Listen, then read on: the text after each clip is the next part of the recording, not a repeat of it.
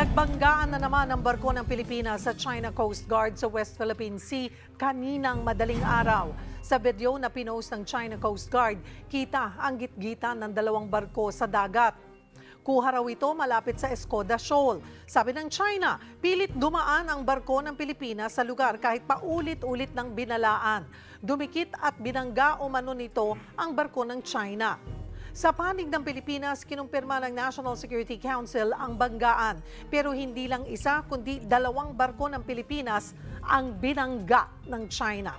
Dahil umano sa dangerous maneuvers ng mga Chinese, nabutas ang gilid ng bahagi ng BRP Cape Engaño.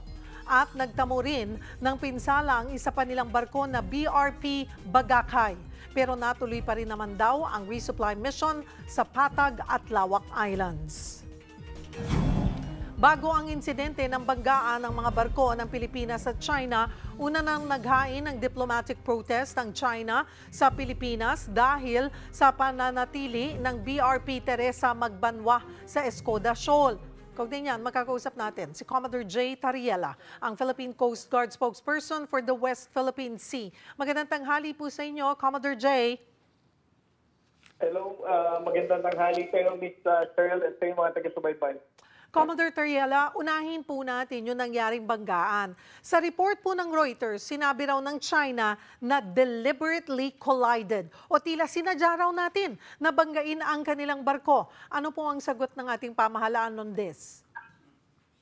Well, una sa lahat, Ms. Cheryl, no? Ang tama ng mga barko natin, lahat sa gilid.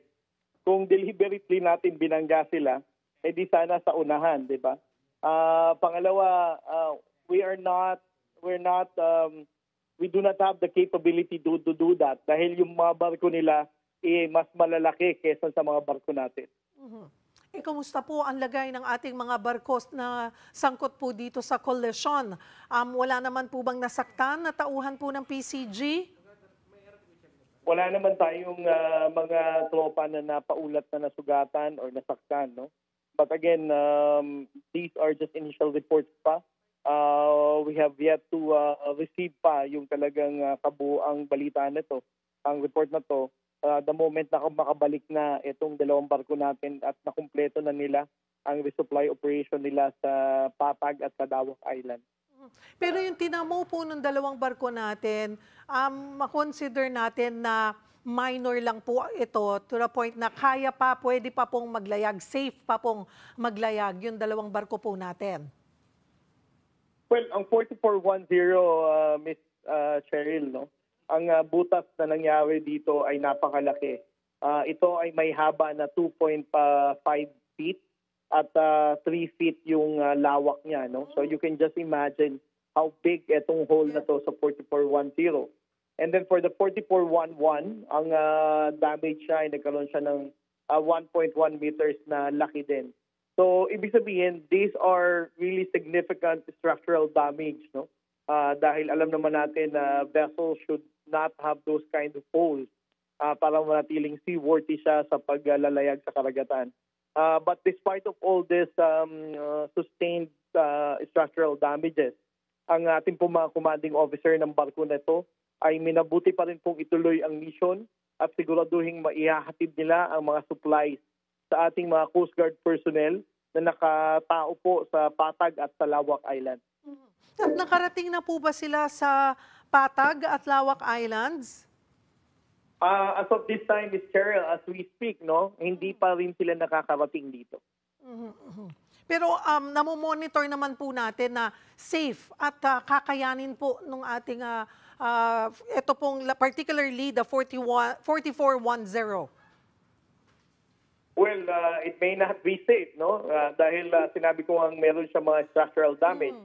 But definitely the personnel of the Philippine Coast Guard would see to it that they can still be able to deliver the supplies.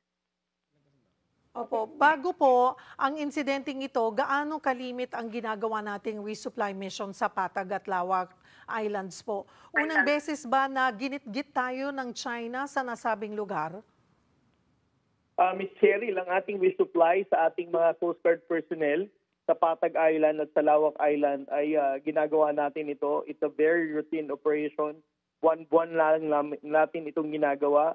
And gaya na sinabi ko, this is the first time that the Philippine Coast Guard experienced such intentional ramming that resulted to structural damage of the Coast Guard vessels. Isa pa pong issue ang inihain na diplomatic protest ng China dahil sa BRP Teresa Magbanwa sa Escoda Shoal. Ano po ang reaksyon natin on this? Ms. Cheryl, ang Escoda Shoal ay may layo lamang na 120 nautical miles away from Rizal, Palawan. Ibig sabihin, we have all the reason to deploy our Coast Guard vessels dito. We do not need to ask permission from anybody, no? Ang Philippine Coast Guard vessels ay ipinapadala lamang natin dito para siguraduhin mapoprotektahan niya ang ating yamang karagatan at mapoprotektahin din ang karapatan ng ating mga mangingisdang Pilipino. Ang China ay napakalayo sa Escoda Shoal at dinesisyonan na ito ng 2016 Arbitral Award. Sila ay walang jurisdiction o legal na batayan para magpadala sila or magreklamo ng presensya ng Philippine Coast Guard vessels in these waters. Marami pong salamat for taking our call. PCG spokesperson for the West Philippine Sea, Commodore J. Tariela. Magandang hapon po.